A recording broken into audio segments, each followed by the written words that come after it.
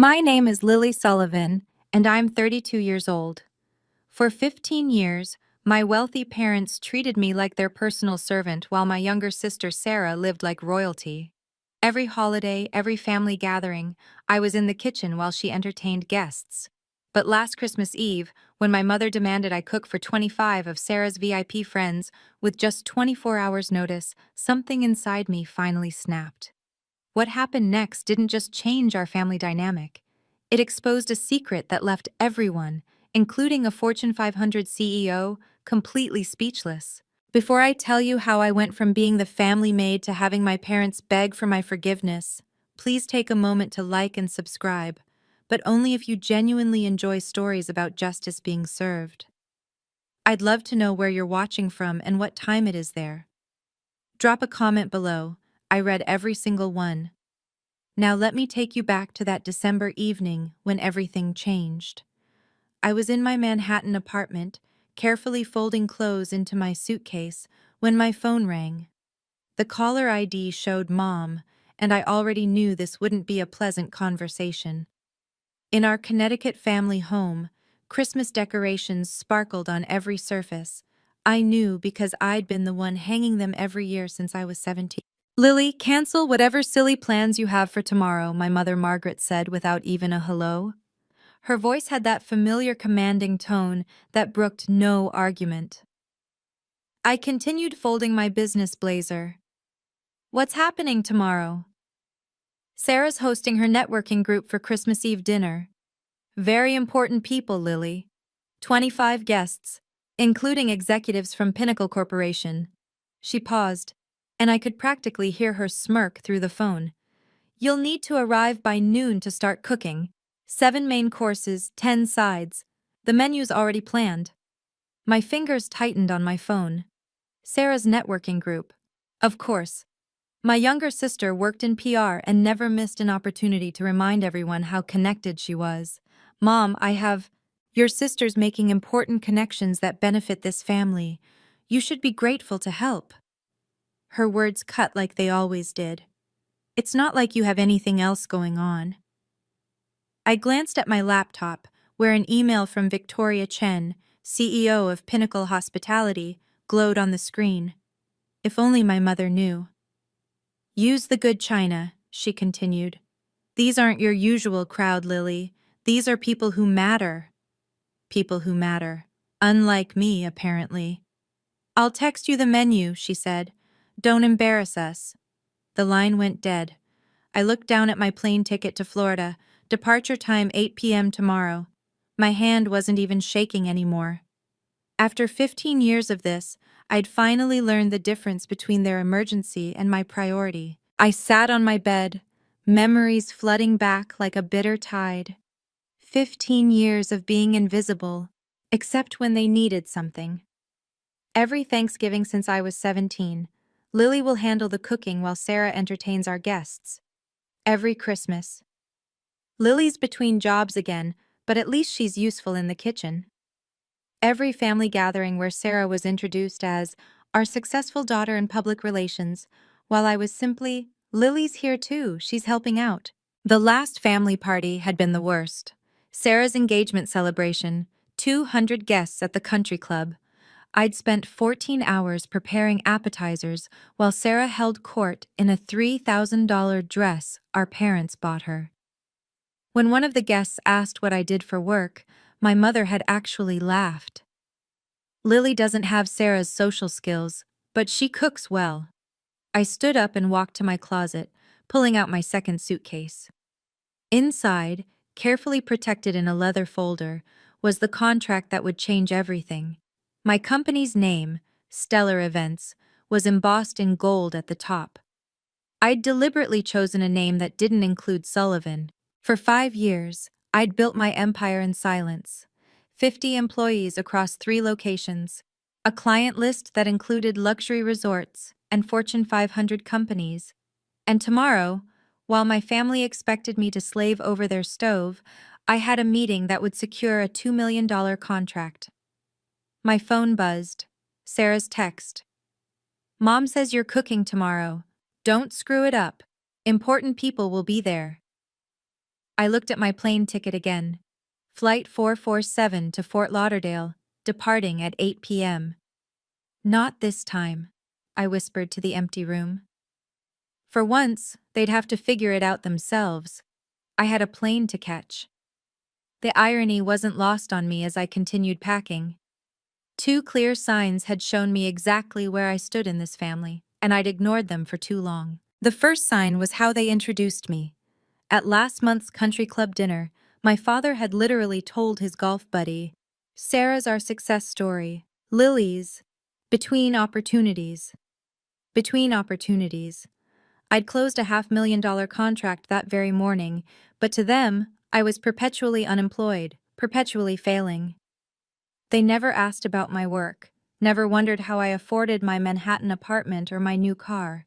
Their assumption was so complete that when I mentioned traveling for business once, my mother had laughed. "What business? Are you calling your little cooking hobby a business now?" The second sign was even more blatant. Last summer, I'd visited home to find my childhood bedroom had been converted into a storage room for Sarah's overflow wardrobe. My trophies, my books, everything that marked my existence in that house, boxed up in the basement. Sarah needed the space, my mother had explained, as if it were obvious. She's building her career. Image matters in PR. Meanwhile, Sarah had been given the entire third floor, renovated at our parents' expense, complete with a home office and walk-in closet. The message was crystal clear. One daughter was an investment, the other was invisible. I zipped my suitcase closed, remembering the company holiday party last week. My employees had thrown me a surprise celebration for landing the Pinnacle account. 50 people who saw my value, who respected my leadership. My phone lit up with another text from Mom. "Don't forget the truffle oil. These people have sophisticated palates." These people. As if I didn't regularly cater events for CEOs and celebrities. But why would she know? She'd never asked. The deepest cut was that they'd never even been curious. Not once in 5 years had anyone in my family asked, "So Lily, what exactly do you do all day?" They'd created their own narrative. Poor Lily. Can't hold down a job. Lives in a studio apartment. It was actually a 2-bedroom condo. Probably surviving on savings from Grandma. I'd invested that money into my business. At least she can cook. I employed 3 executive chefs. I pulled out my phone and scrolled through my photos. There I was, shaking hands with the mayor at a charity gala I'd catered. There was my team, celebrating our 3rd location opening. There was the feature article about me in Hospitality Quarterly. The quiet revolutionary of luxury catering. None of these moments had been shared with my family. I'd learned early on that success without their permission was somehow threatening. The one time I'd mentioned landing a big client, my mother had immediately pivoted to Sarah's latest PR campaign for some energy drink. "At least you're useful in the kitchen," she'd said, patting my hand like I was a child who'd drawn a particularly nice picture. I opened my laptop and looked at my company dashboard. Stellar events. Established without a penny from my parents, built without the Sullivan name, thriving without their approval. Tomorrow's revenue alone would exceed what Sarah made in 6 months, but they'd never know that. My assistant had texted earlier. "Forbes wants to feature you in their 40 Under 40 issue. They're especially interested in your story of building the business without family support." Without family support. If only Forbes knew the half of it. My family hadn't just withheld support. They'd been actively blind to my existence beyond their kitchen. If you've ever felt invisible in your own family, or been treated like your success doesn't matter, you'll understand why I did what I did next. Drop a comment below. Have you ever had to hide your achievements from toxic family members? I read every comment, and it means the world to know I'm not alone in this. And if you're finding value in this story, please consider subscribing. We're building a community of people who refuse to let others dim their light. Now let me tell you about the text message that changed everything. My phone buzzed with a calendar reminder, and reality hit me like cold water. If I stayed silent and played the servant tomorrow, I'd lose everything I'd worked for. The Pinnacle hospitality contract wasn't just another deal, it was the deal. $2 million, exclusive catering rights to their 5 Florida resorts, and a partnership that would put stellar events on the national map. The meeting was December 26th at 9 a.m., non-negotiable. Victoria Chen, Pinnacle's CEO, had been crystal clear. I'm flying back to Singapore on the 27th, Lily. If we don't finalize this in person, the board will go with our second choice. Our second choice. My competitor, who'd been circling this contract like a vulture. But it wasn't just about the money. 50 employees were counting on me. Maria, my head chef, had just put an offer on her first house based on the expansion this contract would bring. James, my operations manager, was planning to bring his kids to better schools. This wasn't just my dream anymore, it was theirs too. I pulled up my bank statements. Yes, I was successful, but this contract would change everything. It was the difference between being a regional success and becoming a national player, the kind of opportunity that comes once in a career. My phone rang. It was my CFO. Lily, just confirming you'll be at the resort tomorrow evening for the pre-meeting dinner with Victoria's team? I'll be there, I said, looking at my packed bags. Good. Victoria specifically mentioned she's excited to meet the CEO who built such an impressive company without any family money or connections. She said it's rare to find that kind of authentic success. Without family money or connections. If she only knew how true that was. My phone pinged with an email from my mother. The subject line, urgent, Christmas Eve menu. My stomach turned as I opened it. 7 main courses, 10 sides, dietary restrictions for 5 guests, wine pairings, dessert selection. The level of detail was staggering. She'd planned every single dish, every garnish, every serving plate. Use the Waterford crystal and the silver with the monogram, she'd written. These are important people, Lily. One of them is Victoria from Pinnacle Corporation. She could be valuable for Sarah's career. I nearly dropped my phone. Victoria. Victoria Chen was going to be at my parents' house? I quickly scanned the guest list my mother had attached. There it was, clear as day. Victoria Chen, CEO, Pinnacle Hospitality. My heart raced as I processed this impossible coincidence. The same woman I was meeting in Florida was going to be at my parents' house, expecting to be served by their unemployed daughter. Another text from Sarah popped up. Mom says Victoria Chen will be there. She's huge in hospitality. I'm hoping to pitch her on PR services. Don't embarrass me with your amateur cooking. Amateur cooking. I'd just catered Victoria's company retreat for 500 people last month, though we'd handled everything through my executive team. She'd never met me in person. That was scheduled for tomorrow. I sat down hard on my bed, the weight of the decision crushing me. Stay and serve the woman who was about to make me a millionaire, pretending to be a failure? Or leave and risk my family's wrath, but secure my future? My Uber notification popped up. Your ride to JFK Airport is scheduled for 6:30 p.m. tomorrow. I looked at the menu again, then at my contract, then at my plane ticket. The choice had never been clearer. I made my decision.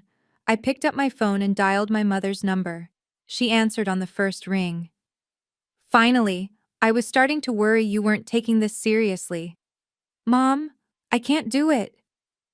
Silence. Then her voice turned sharp. What do you mean you can't? I have a business trip. I'm flying to Florida tonight. Don't be ridiculous. Her voice rose. What possible business could you have? An important meeting. She actually laughed.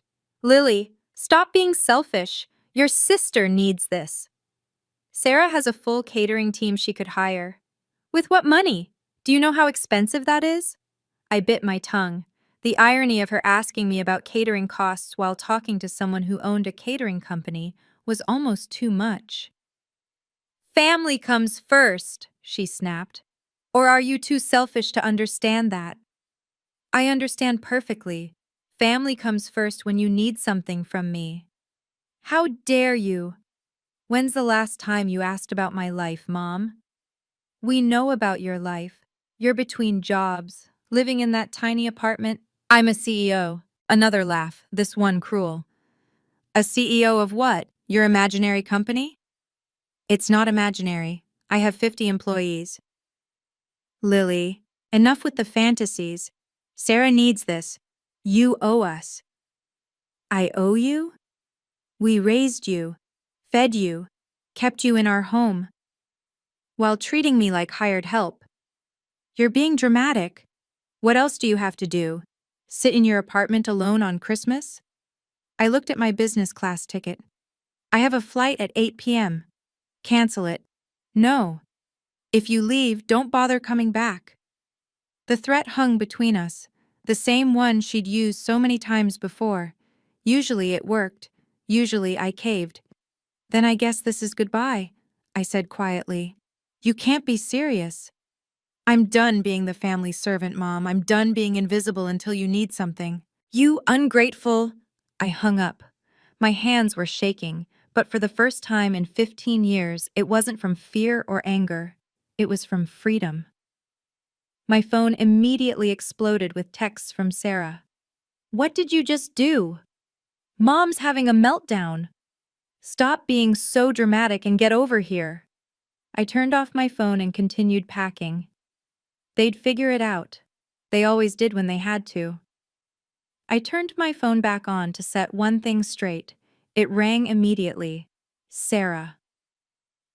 What is wrong with you? She screeched.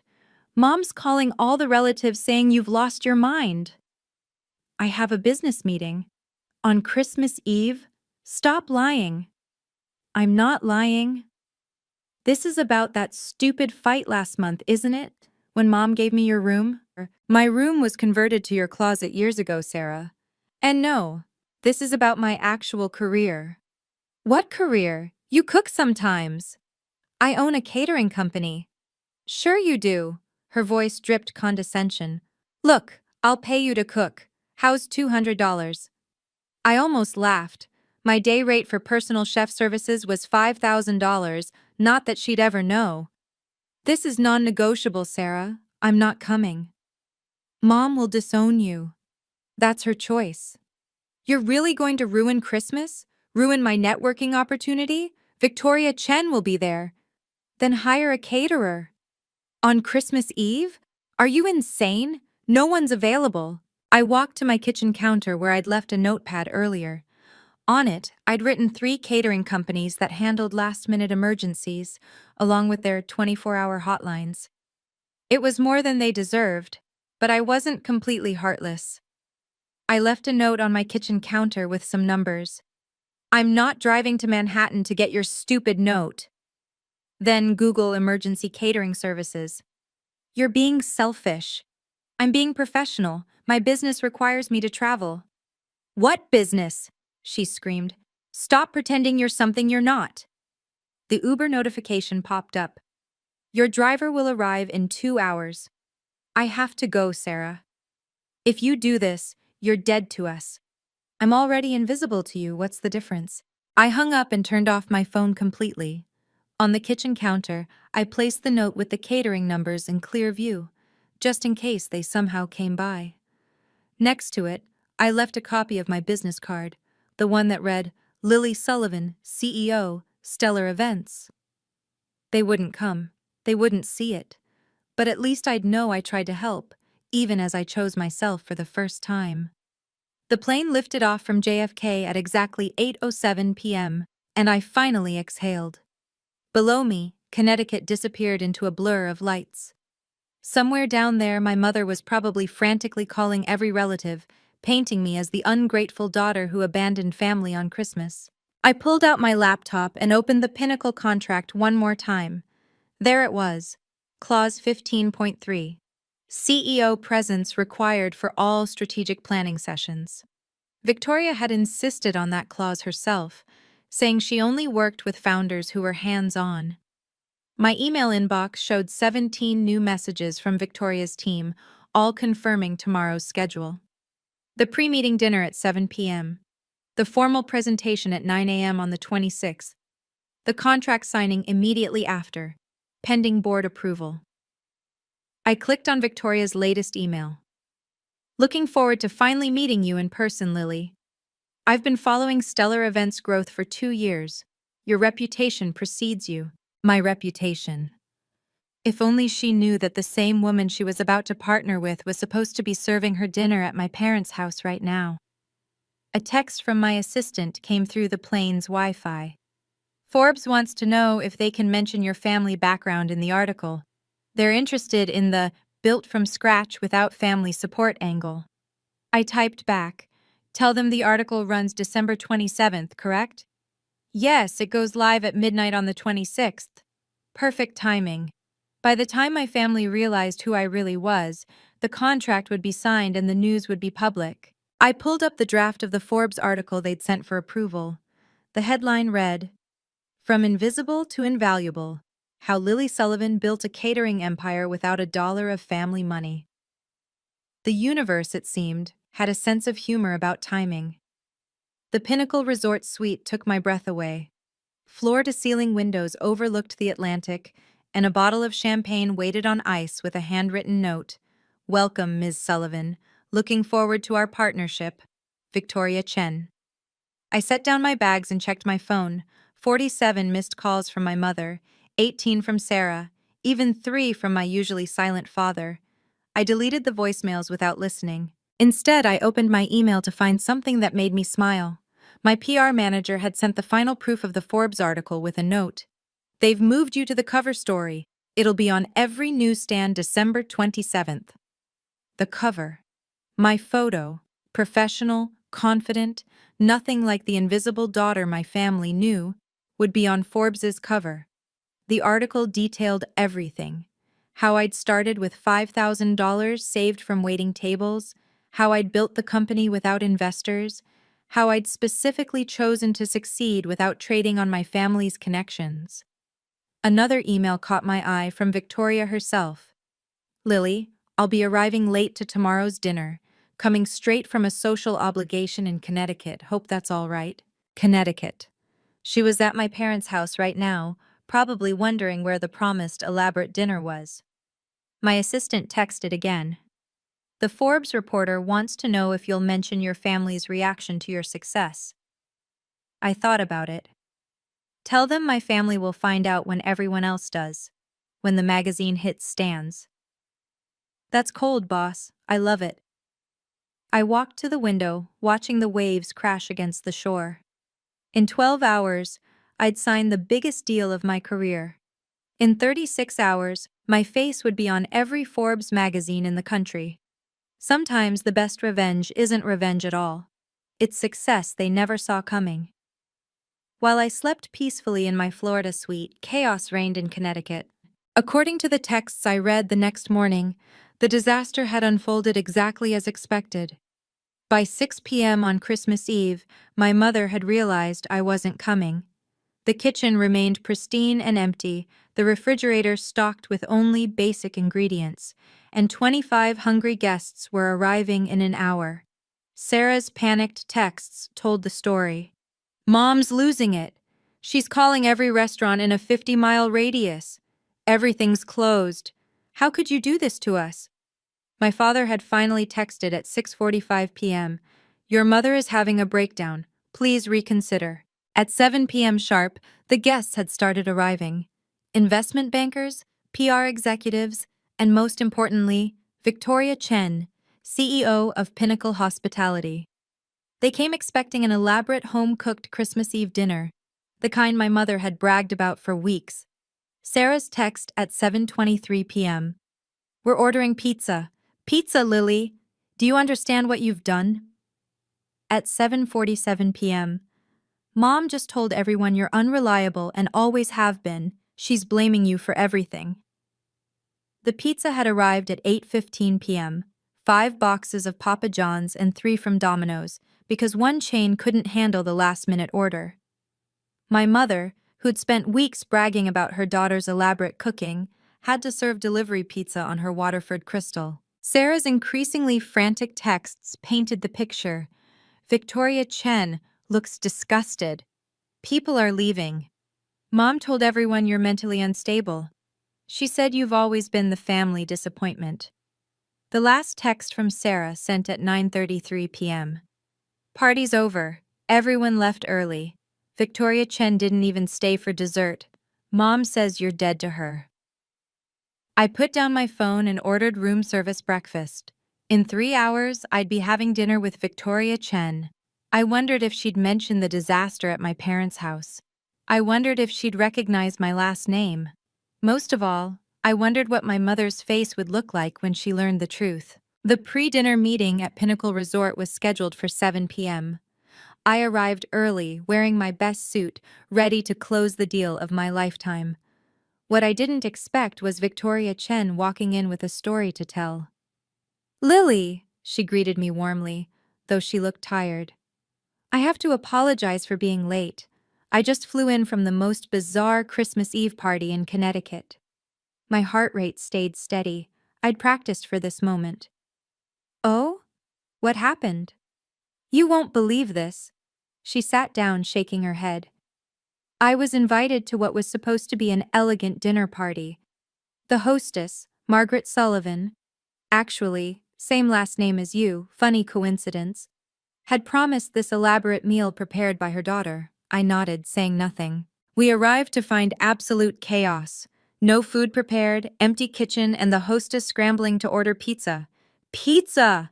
For executives and business owners she'd been trying to impress for months. That must have been awkward. It gets worse. She spent the entire evening bad-mouthing her older daughter, calling her unreliable, mentally unstable, a disappointment to the family. Apparently, this daughter was supposed to cook everything but just disappeared. Victoria pulled out her phone, showing me a photo someone had taken at the party. There was my mother, face flushed with embarrassment, pizza boxes visible on her precious mahogany table. The younger daughter, Sarah, kept trying to salvage things, but it was a disaster. She actually tried to pitch me PR services while serving Papa John's on china plates, worth more than most people's rent. "Did you stay long?" 20 minutes after the pizza arrived. The hostess was so busy making excuses and blaming the absent daughter that she forgot to actually host. It was... Victoria paused, searching for words. "The most unprofessional evening I've ever experienced. The woman actually said her daughter was too stupid to hold a real job, so she usually just cooked for them." My hands remained steady on my portfolio. "That's terrible." "Isn't it? I can't imagine treating family that way." Victoria opened her menu. "Now, let's discuss something more pleasant, your incredible company." The next part is where everything unravels spectacularly. If you've been waiting for the moment when truth meets consequences, you're about to be very satisfied. But first, what would you have done in my position? Would you have revealed yourself right then to Victoria? Or would you have waited for an even more perfect moment? Let me know in the comments. I love hearing different perspectives. And remember, if this story resonates with you, that subscribe button helps us reach others who need to hear it. Now, for the moment that changed absolutely everything. The next morning, December 26th, I stood in Pinnacle's boardroom, ready to present to Victoria and her team. The contract was on the table, the presentation was flawless, and everything was going perfectly. Until Victoria's assistant walked in with an iPad. "Ms. Chen, you need to see this. There's a photo from that Connecticut party going viral on LinkedIn." Victoria took the iPad, and I watched her face change from curiosity to confusion to complete shock. She looked up at me, then back at the screen, then at me again. "Lily," she said slowly, "this photo from the Sullivan house in Connecticut." She turned the iPad toward me. Someone had posted a family photo from my parents' wall, the one from last Thanksgiving where I stood in the background, barely visible, while Sarah posed front and center with our parents. "Is this you?" I nodded. "Yes." "Sullivan. Margaret Sullivan is your mother?" "Yes." The room went completely silent. Victoria's team exchanged glances. The legal counsel put down his pen. "The woman who called you unreliable, mentally unstable and unemployable. Is your mother? Yes. Victoria stood up, walked to the window, then turned back to face me. You were supposed to cook that dinner, the one that turned into a pizza disaster. I was. But you were here, meeting with us. I chose my business over being treated like a servant. Victoria pulled up something else on her phone. Your mother said you don't have a job, that you're a failure who can only cook. She doesn't know about stellar events. Your own mother doesn't know you're a CEO? She never asked. Victoria sat down heavily. Let me understand this. Your family has no idea that you run one of the most successful catering companies on the East Coast? None. They don't know about your 50 employees, your 3 locations, this $2 million contract we're about to sign? They think I'm unemployed and living in a studio apartment. Victoria's business partner, James, spoke up. I'm sorry, but I need clarification. The woman serving pizza on Waterford Crystal last night has no idea her daughter could have catered that entire event with 5-star quality? She's never asked what I do for a living. She just assumes I'm a failure. Victoria started laughing, not a polite chuckle, but actual, genuine laughter. Oh my God, she spent the entire evening complaining about her disappointment of a daughter, and that daughter is you, the CEO I've been trying to partner with for 2 years. She looked at her team. Gentlemen, I think we're about to sign the most interesting contract of our careers. Victoria pulled out her phone again, this time opening Google. I have to know something, she said, typing my name. The search results loaded instantly. Oh my God. She turned her phone toward her team. Look at this. The first result was my Hospitality Quarterly feature.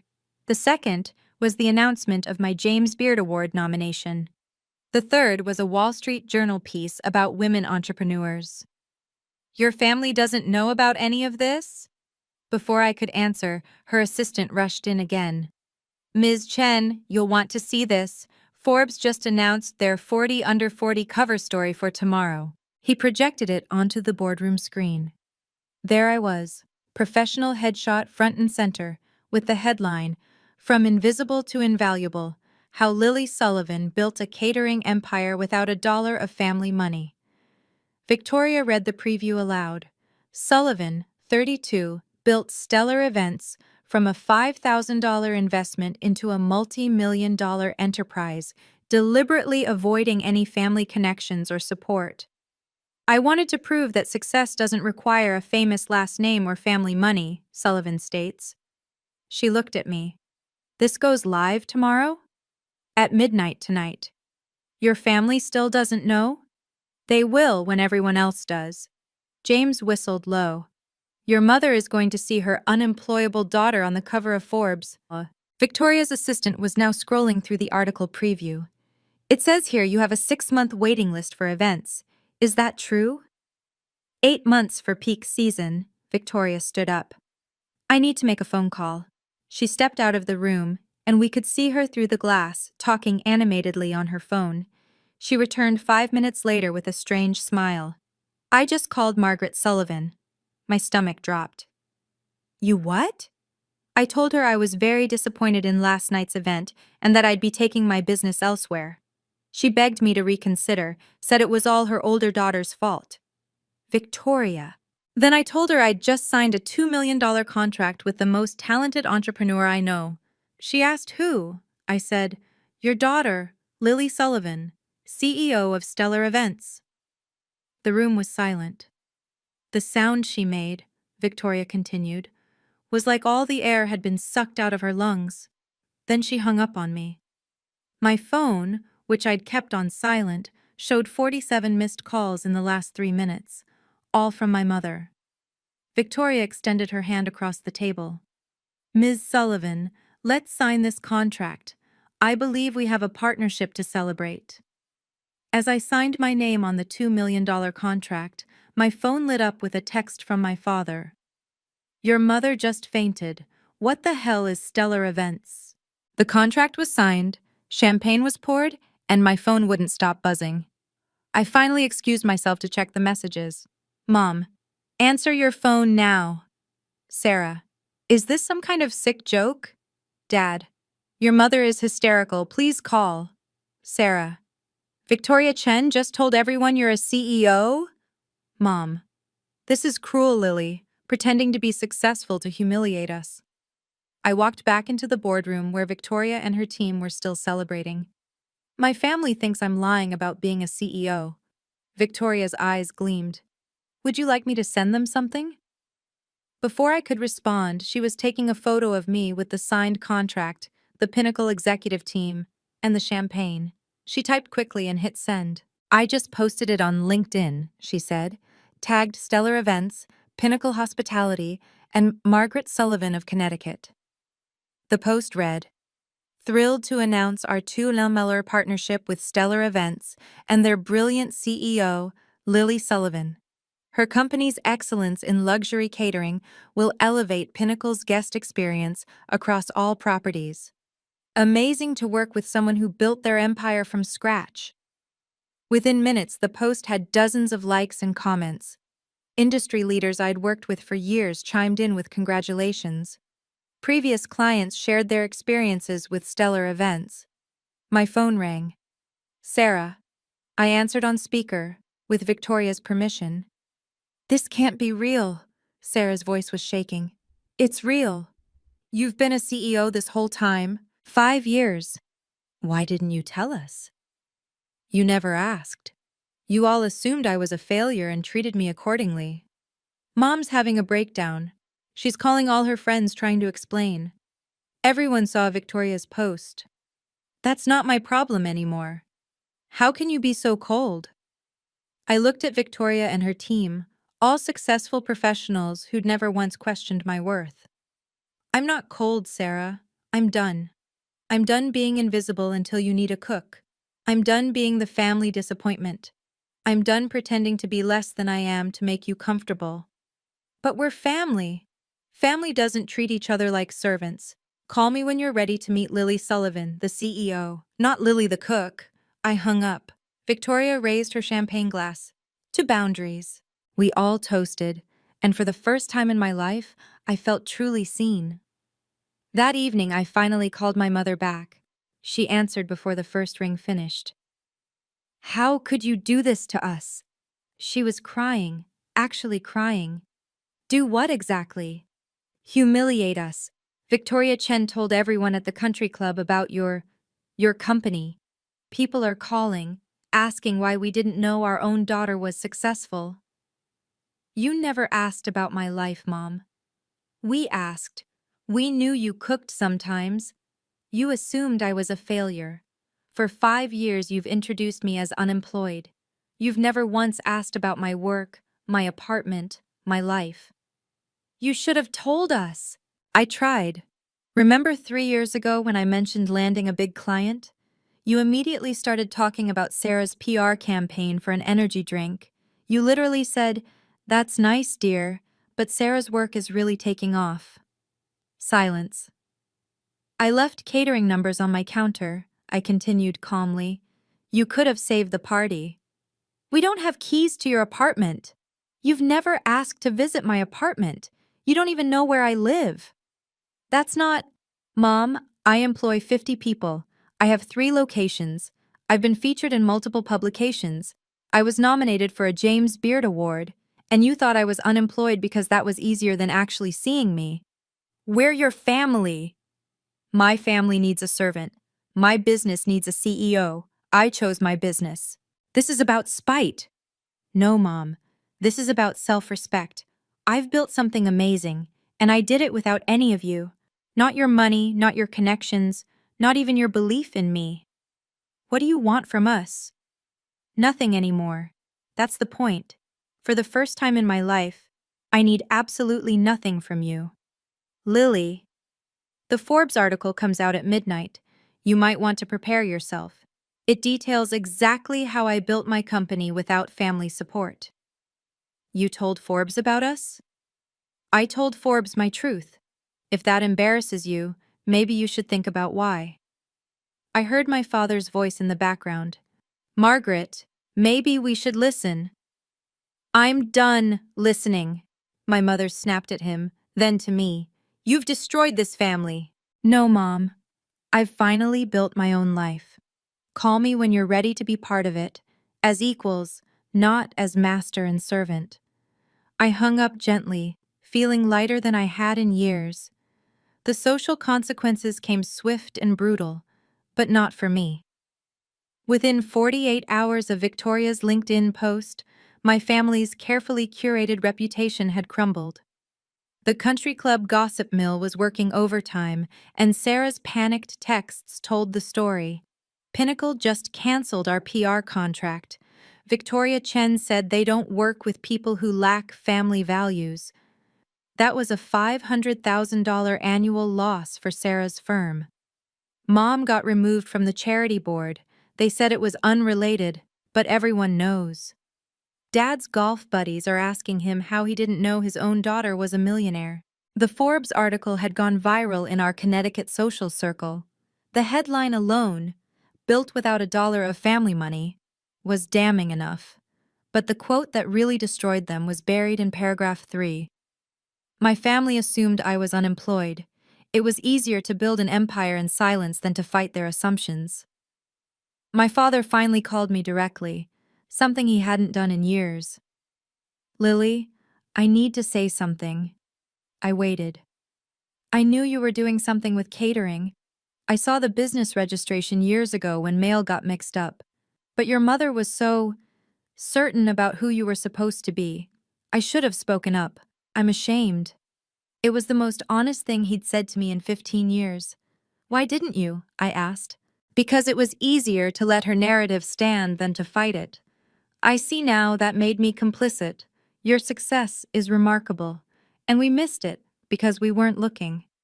"Dad, your mother's lost 3 charity positions. Sarah's firm is hemorrhaging clients. Everyone wants to know how we could treat our successful daughter like hired help while praising Sarah for mediocre PR work. I never wanted to hurt anyone." "You didn't hurt us, Lily. We hurt ourselves. We created a story where you were the failure and Sarah was the success. And now everyone can see we were blind." He paused. "That pizza disaster is already country club legend. Margaret Sullivan, who bragged about her entertaining for years, serving Papa John's on Waterford Crystal while her CEO daughter was signing million-dollar deals." Despite everything, I felt a twinge of sympathy. "Dad, don't apologize. We earned this. Every single consequence." While my family dealt with their social catastrophe, my life exploded in the best possible way. The Forbes article had included a photo of me at the Pinnacle signing, champagne in hand, surrounded by executives who valued my work. The contrast to my family's Thanksgiving photo, where I lurked in the background like hired help, wasn't lost on anyone. Within a week of publication, Stellar Events received over 200 inquiries. High-end clients who'd been on the fence suddenly wanted to work with the CEO who built an empire from scratch. My inbox was flooded with interview requests, speaking engagements, and partnership proposals. Victoria Chen became my biggest champion. She introduced me to her network, telling everyone the story of the Christmas Eve disaster with barely concealed glee. "Imagine," she'd say, "having a golden goose in your house and treating it like a servant duck." 3 major contracts came from those introductions alone, worth a combined $10 million. I hired 20 new employees to handle the growth, promoting Maria to executive chef and James to COO. During our expansion meeting, Maria said something that stuck with me. "You know what I love most about this company? You built it for people who were overlooked. Half of us were told we'd never amount to anything." She was right. I'd unconsciously hired people like me, talented individuals who'd been dismissed, overlooked, or underestimated. My assistant forwarded me a text from a reporter. "Your story is everywhere. Food Network wants to discuss a documentary." Working title: Invisible to Invaluable, The Lily Sullivan Story. But the best moment came when I received an invitation to speak at Cornell's School of Hotel Administration. My dream school. The one my parents had said was too ambitious for me. The topic? Building success without permission, creating your own path in hospitality. As I reviewed my speaking notes, my phone buzzed with a text from my mother. We need to talk, please. I looked at it for a long moment. Then I archived it and went back to planning my future. Success, I'd learned, was the best response to disrespect. But boundaries? Boundaries were the best gift I could give myself. 3 months later, I agreed to meet my family at a neutral location, a quiet restaurant in Manhattan, my territory. They looked different. Smaller somehow. My mother had lost her imperious edge, Sarah her smugness, and my father seemed to have aged years. Before anyone speaks, I said, setting down a single sheet of paper. These are my terms. They leaned in to read. 1. Equal respect or no contact. 2. No more servant treatment, ever. 3. Public acknowledgement of my success. 4. Genuine apology, not just words. 5. Therapy. Family and individual, this is non-negotiable, I continued. I'll be your daughter, not your servant. Your sister, not your staff. Those are my terms. My mother's eyes filled with tears. Lily, we've lost everything. My reputation, Sarah's clients. That's not my responsibility, Mom. We know, my father interrupted. We're not here to blame you. We're here to ask for a second chance. Sarah spoke for the first time. I was jealous. You were always better at everything, but Mom made me feel special by making you feel small. I see how sick that was now. It was the most honest she'd been in years. I go to therapy now, she added quietly. The therapist says we created a family system where someone had to be the scapegoat for everyone else to feel successful. You were assigned that role before you could even fight it. My mother reached across the table but didn't touch me. I'm sorry, not just for Christmas Eve, but for 15 years of blindness. I turned you into a servant because I couldn't bear that you might be more successful than the life I'd planned for you.